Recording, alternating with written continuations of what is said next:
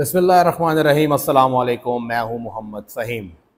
Doctor Arif Alvi साहब सदर पाकिस्तान ने एक ट्वीट की है और उस ट्वीट ने हंगामा मचा दिया है पूरे पाकिस्तान में। और पाकिस्तान जो कि पहले ही बहुत तकसीम का शिकार था और भी तकसीम हो गई है, नज़रियाती हो, सियासी हो या वाबस्तगियों के हवाले से हो। हैरानकुन तौर पर पूरे पाकिस्तान को इस तरह तकसीम कर दिया गया कि हर एक तकसीम जो है वो अगले से बढ़ के सामने आती है। कुछ अर्सा पहले तक बहुत से ऐसे लोग थे जो कि इमरान खान साहब की मोहब्बत में आके इस हद को क्रॉस कर जाते थे कि हर बंदा हैरान होता था। अब उनसे नफरत और बुग़्ज़ की बुनियाद पर लोग इस हद तक चले गए हैं कि ना तो कोई सहाफ़त रही है और ना ही कोई सोशल एक्टिविटी रही है और ना ही कोई इंसानी हकूक़ पे बात करने वाला रहा है। डॉक्टर आरिफ अलवी ने जो ट्वीट की है, उन्होंने एक तरह से आप कह लीजिए कि खुद कुछ धमाका कर दिया है अपने ऊपर भी और तमाम पॉलिटिकल पार्टीज़ के ऊपर भी, क्योंकि जो आर्मी तरमीमी एक्ट है और साथ ही ऑफिशियल सीक्रेट तरमीमी एक्ट है, उसके ऊपर उन्होंने कहा है कि मैंने कोई दस्तखत नहीं किए हैं। पहली चीज़ तो ये है कि सदर पाकिस्तान इस मुल्क का सबसे मजबूत तरीन शख्स है और अगर वो ये कहता है कि जी मैंने सब कुछ अल्लाह पे छोड़ दिया है, तो फिर इस मुल्क का अल्लाह ही हामी और नासिर होगा।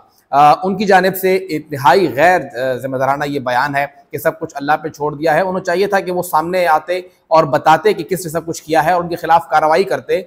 जो मजबूत तबके हैं जिसके बारे में अक्सर औकात लोग हमें भी कहते हैं कि जी आप नाम लीजिए, आप नाम लीजिए, हम सहाफ़ी हैं, हमारा तो कोई नाम लेवा भी नहीं होगा, लेकिन वो जो मजबूत सीटों पर बैठे हुए हैं, पूरे मुल्क का इस वक्त निज़ाम संभाले हुए हैं, उनमें भी इतनी हिम्मत नज़र नहीं आई कि वो खुल के नाम लें कि आखिर किसने ये सब कुछ किया और कौन इसका जिम्मेदार था। लेकिन उनकी इस ट्वीट के बाद एक बहुत बड़ी तादाद में सहाफ़ियों ने पूरे के पूरे ट्रेंड चलाना शुरू कर दिए कि जी सदर पाकिस्तान का अपने दफ्तर पे कंट्रोल नहीं है, इसलिए वो इस्तीफ़ा दे दे। एमन वली खान साहब ने भी ये बात कर दी है और शहीद रहमान साहबा ने भी ये बात की है। मुख्तलिफ पॉलिटिकल पार्टी से ये बात सामने आई है।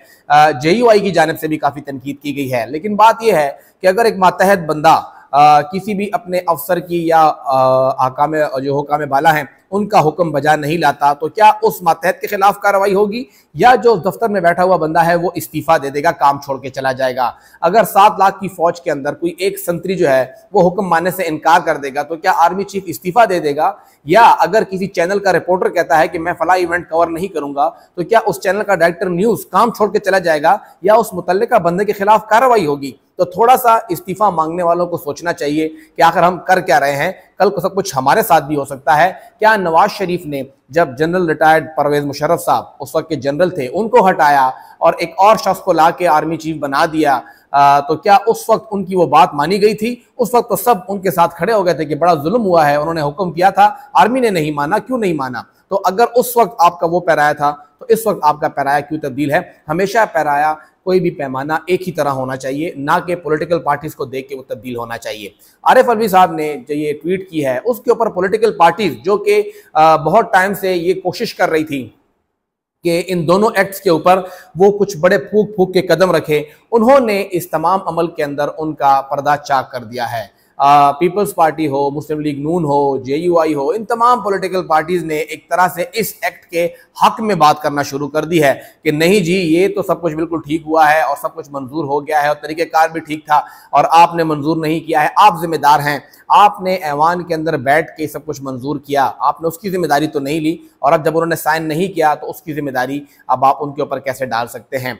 आर्मी तरमीमी एक्ट हो, ऑफिशियल सीक्रेट एक्ट हो, अब ये तमाम पॉलिटिकल पार्टी इसके अंदर बराबर जिम्मेदार हैं और कम से कम ऑन रिकॉर्ड आ गया, कल को जब इसी एक्ट के तहत इनको उठाया जाएगा, इनके खिलाफ कार्रवाई होगी, तो जब कल ये चीखें मारेंगे तो कम से कम ये बात नहीं होगी कि जी हमने तो इसमें कुछ नहीं किया था, ये तो PTI ने उनके सदर ने मंजूर किया था। ये अब सबको इसके अंदर बराबर कर दिया गया है। दूसरी बात यह है कि शुरू में सब ढंडोरा पीटा के सदर झूठ बोल रहा है, बहुत से सीनियर लोगों ने कहा कि सदर पाकिस्तान झूठ बोल रहे हैं, इन्होंने साइन किया है। लेकिन जैसे जैसे वक्त बढ़ता गया और रात को तकरीबन 11:30-12 बजे ये बात कंफर्म हुई कि सदर ने तो साइन ही नहीं किया और फिर बहुत से साफियों ने मान लिया कि हाँ हमने जो कुछ ट्वीट किया, जो कुछ कहा, वो सब प्रोपेगेंडा था, वो गलत था, सदर ने साइन नहीं किया। तो उसके बाद जो 10-12 घंटे उन्होंने कौम के बर्बाद किए, उसका जिम्मेदार कौन होगा?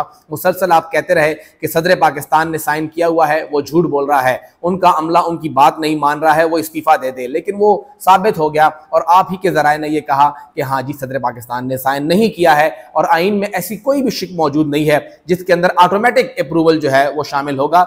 सदर का कंसेंट, उनका साइन होना लाजमी है। तो अगर ये सब कुछ है तो फिर उसके बाद कौन जिम्मेदार होगा इस पूरे के पूरे झूठ का, इस पूरे के पूरे प्रोपेगेंडा का?